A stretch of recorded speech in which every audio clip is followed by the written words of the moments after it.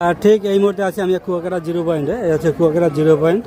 আপনারা কুয়াকাটা আসলেই ঠিক চৌরাস্তা থেকে বিচ থেকে নাইমা হাতের ডান পাশে পুলিশ বক্স পাবেন, যেখানে আপনি বিভিন্ন ধরনের সহযোগিতা পাবেন।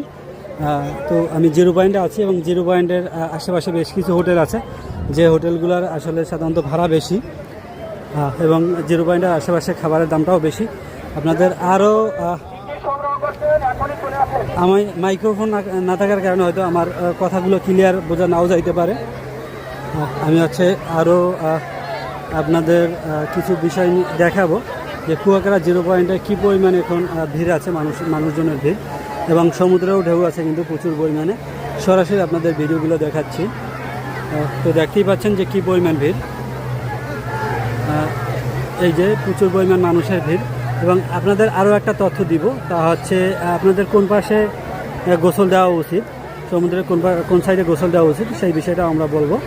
তো এই দেখতেই পাচ্ছেন এই পাশটা প্রচুর পরিমাণ লোকজন, এবং হচ্ছে এই দেখতে পাচ্ছেন এই দিকটায় কিন্তু হচ্ছে বস্তা দেওয়া আছে। যে এখন যারা গোসল দিচ্ছে এদের পায়ের নিচে ঠিক এরকম হাজারো হাজারো বস্তা আছে, যার কারণে হয়তো গোসল দিয়ে কমফোর্ট ফিল করতে নাও পারে। তবে পশ্চিম সাইডে আমি আপনাদের পশ্চিম সাইডেও নিয়ে যাব। পশ্চিম সাইডে হচ্ছে বস্তা কম, পশ্চিম সাইডের বস্তা কম, এই দিকে বস্তা আছে। এটা হচ্ছে পূর্ব সাইড। আমি আপনাদের ঝুম করে দেখাচ্ছি, প্রচুর পরিমাণ লোকজন আছে, অনেকেই গোসল দিচ্ছে, গোসল দেওয়ার জন্য ব্যস্ত সময় পার করতেছে। একটা বাবু জোতা টোতা নিয়ে বসে আছে। তো এরা হচ্ছে কুয়াকাটাতে আসলে আপনারা প্রচুর পরিমাণে ফটোগ্রাফও পাবেন। এই যে দেখতেই পাচ্ছেন আমি কিন্তু বালুর বস্তাগুলোর উপর থেকে হেঁটে যাচ্ছি। হচ্ছে জিরো পয়েন্ট। আমি সরাসরি ভিডিও দেখাচ্ছি, বলতে পারেন লাইভ ভিডিও দেখাচ্ছি আপনাদের। তো এই দিকটাই যে আমি অলরেডি পশ্চিম সাইডে চলে আসছি, মানে দুইটা সাইড, পূর্ব সাইড এবং পশ্চিম সাইড।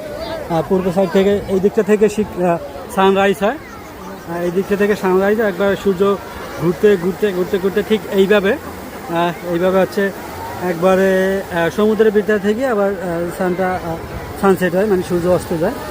তো আপনাদের আমি দেখাচ্ছি এই দিকটায়, যেই দিকে হচ্ছে অস্ত যাবে, এই দিকটায় হচ্ছে যেদিকে অস্ত যায়, এই দিকটায় হচ্ছে গোসল দেওয়ার জন্য একটা পারফেক্ট সময় বা পারফেক্ট জায়গা, কারণ বালুর বস্তা কম, বালুর বস্তা নাই এই দিকটা।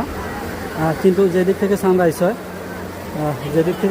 যেমন এই দিকটায় হচ্ছে গোসল দেওয়ার জন্য একটু আপনার আনইজি ফিল হবে, কারণ হচ্ছে এই দিকটায় অনেক বালুর বস্তা আছে, প্রচুর পরিমাণ বালুর বস্তা থাকার কারণে আনইজি ফিল হবে। এবং অনেকেই স্পিড বোর্ডে রাইড দিচ্ছে, যেমন এই একটা স্পিড বোর্ড যাচ্ছে সমুদ্রের মাঝে। তো আজকের মতো বিদায় নিচ্ছি। আমি খান সুরুজ। আমার ভিডিওটা যদি ভালো লাগে অবশ্যই শেয়ার করে দিবেন।